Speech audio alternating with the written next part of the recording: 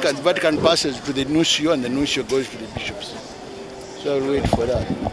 In the meantime, settle with that one, that we are waiting for the very official. That is how the Catholic Church does things.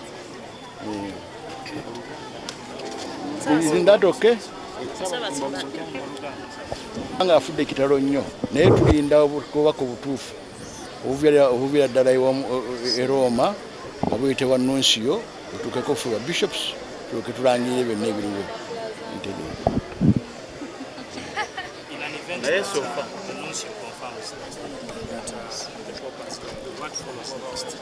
We shall see what follows. How I don't know whether I also die or not. What follows? What follows? The arrangements are made.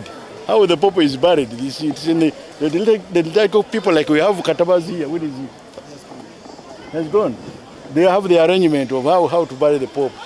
We shall again be informed about how it goes. So be patient. Don't rush things. In the event, supposing I die, you are now asking me, will you go to Rome? Will you do this? Will you sneeze? But that is by the way. But in the event that he dies, then we shall be informed what is going to happen.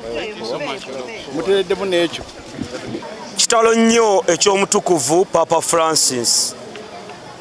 Nze Papa Francis nina omukisa nti bwe nali nsoma mu seminaari enkulu e Katigondo nali omu ku bayizi abalondebwa okujja wano ku Lutikko e Rubaga abaseminaariyo okumusisinkana. Era bwe twasinkana omutukuvu Papa Francis tujjukira ebimu ku bigambo bye yatulambika naddala abaali baagala okufuukwa abasaseredooti mu budde obwo kwe kulabanga tunyweza ennono ekereziya kwetambulira.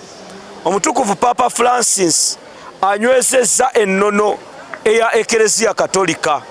Ffe ng'abakkiririza mu Yesu Kristu tuli mu mbeera ey'ekinnyikagobe okulaba nti Papa waffe gwe tubadde tusabira Omukama abeere ng'amusuusa amugye mu bulamu bw'ensi eno. Twagala okusabira Papa Francis nga tujjukira ku ebyo byakoleredde ekereziya katolika mu nsi yonna.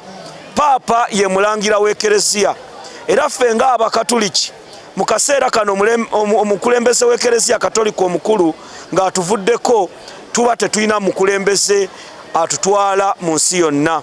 Tunakuwalira wamu n'obukatuliki bwonna mu nsi yonna era mu mbeera eno tujja kubanga tutambuza omulimu gw'okusabira kitaffe Papa omutukuvu ate tujja kubeera nga tulindirira Mukama waffe kitaffe mu Katonda naddala atwala enteekateeka eza ekereziya katolika wano mu ggwanga Popo Nuncio. Enteekateeka zanaatuwa okulaba nga tugoberera ffe ng'abakkiriza tujja kuba tuzigoberera. Tusaba Mukama Katonda omwoyo gwe agw'ekiwummulo eky'emirembe asinzire ku ebyo byakoledde ekereziya katolika amusaasire.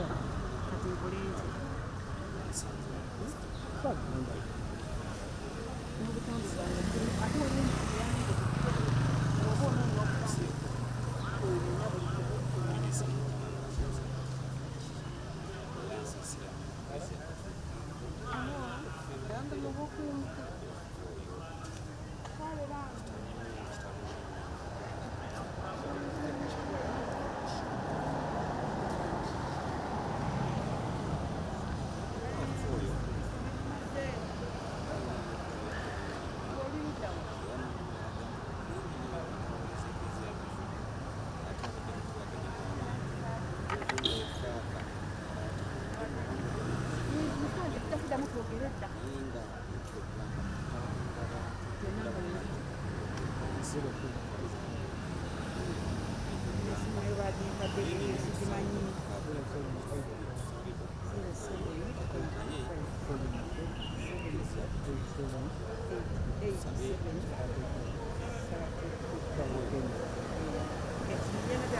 naye ensonga y'okufa kwa paapa etukubye wala nnyo naye ate mu bayibuli nzijukira bulungi nnyo mu kitabo Pawulo ng'awandiika ebbaluwa n'awandiikira Abagalatians alina we yatuuka n'agamba nti ensigo okumera ate esooka kufa n'olwekyo obanga tosize ensigo era nga tefudde mu ttaka tesobola kumera era mu mbeera y'emu ekkubo lino paapa lyakutte ne Yesu yennyini yaliyitamu terimanyirika kyo buli muntu akimanyi kuba ne Yesu yennyini bwe bali banatera omuwaayo oba okuttibwa yatuuka neyawula ku bayigirizwa nadda ebbali nga tugambe yennyamidde era yeraliikiridde olw'okuba nti Yesu naye yalinamu ak'obuntu bwaba otunuulidde yalina obwakatonda ate n'obw'obuntu naye ak'obuntu kajja ne yeraliikirira okufa newankubadde yali nteekateeka ya Mukama Katonda. Papa Francis ekisookera ddala olunaku lwe yajja wano yali bagirangire okubeera public holiday era twatambula ne tutuuka ne mu Nalukolo nga wonna wonna kuba yakyalawokko ng'agenda okulambula bano bakateyamba naye essuubi lye yabawa lyali lya kika kya waggulu era yabazzaamu amaanyi nga balabye ddala nga Katonda abasemberedde n'olwekyo tujja mujjukira era tujja mumiisinga nnyo. N'enguzi byava dda myaka 20 n'okusoba baabawa akasente nti mugambe bwe muti akasente kasikiriza era baazirya nakati abakyalya sente we bali ate abamu nga bali kumpi n'abakulu babalimbalimba kati bano abayogera baali kumpi ne mukama waabwe nga be bali ku mmeezi eramula nebagamba tujja bawolereza mugambe bwe muti tulimba omukulu nti bababbye bamubye bubbi abuno tusaba mukama atuyambe tuleme kubeera mu abo abasekeeterera abawabya abakulembeze ate tuleme kubeera mu abo abali enguzi. Ne Yuda Wesikalyoti yalyako ku ssente n'awaayo Mukama waffe Yesu Kristo. Oluyimba baluyimba nti Bayuda tukola ki? Tusoda nabo tulya nabo oba tuyita nabo tuyita nabo. Bayuda si Yuda Taddeo naye Yuda Iskarioti Bayuda muyimireko tulabe ngamba Bayuda Taddeo muyimireko tewali n'omu kale Bayuda ewuli ayimiridde Yuda Jambo ate Bayuda Iskarioti muyimireko tulabe gw'oyimiridde ng'omanyi nti oli Yuda Iskarioti oba ali ku birala kandi ayina tewali Yuda Iskarioti naye mwetuli omuyimbi yagamba nti Bayuda tukola ki? Tuyita nabo basiriise mulimpola beekweka tebagala kweraga titwagala kweraga naye nga tuli Bayuda abali enguzi abakolera ebikyamu mu nkukutu. Tusaba Mukama atuyambe tuleme kubeera ng'abo abasirikale be baawa enguzi baleme kwogera kituufu ky'Omukama waffe Yesu Kristo azuukidde. Tubeere abantu abatuufu abaagala Katonda abamanyi Katonda. Wiiki eno tujja kumala ennaku 50 nga tuli mu budde buno obw'amazuukira. Era ekikulu kye tulimu ekitusanyusa tuyimba aleluya gye tubali tutayimba kumala ebbanga nga tugenda twagiyimbye lwagitandise ku lunaku olutukuvu olw'omukaaga olutukuvu tugiyimba tuyimba aleluya bulungi nnyo. Oluyimba olutegeeza praise the Lord tendereza Omukama tendereza Katonda waffe aleluya tugiyimbe kubanga Omukama awangudde olumbe n'atuwa obulamu obujjuvu. Twesabire obulamu tubufune ate tubufune mu ngeri enjawulo nga tubujja mu Ukalisitiya Mukama waffe nga yeetambira wano ku altaali atuwe obulamu obujjuvu, obulamu obuzuukivu.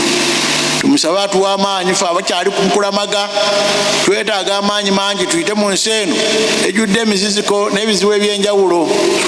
Tubeere nga tulamaga nga tulina essuubi nti Omukama ajja kutuwa obulamu obwannamaddala nga tuvudde mu nsi muno. Abooluganda abaagalwa olwaleero mu ngeri enjawulo tujja kusabira Kayinaali Nsuubuga eyaziikibwa wali e Nalukolongo, yafa mu mwaka 1991 nga ennaku z'omwezi 2 olwabadde olwajjo n'olwaleero 21 ajja kusabira mu ngeri y'enjawulo e Nalukolongo tumujjukire. Ne mu kitambiro kino ekitukuvu tujja kumuwaayo Omukama amwanirize mu bwakabaka obw'omu ggulu. Tusiriikiremu katono ate oluvannyuma tujja kuyimba ekitiibwa kyayimbiddwa dda. Oluvannyuma tujja kwongera mu maaso okuweereza ekitambiro kino ekitukuvu ku Paasika yaffe ey'enjawulo ffe gye tusomye ng'abaweereza.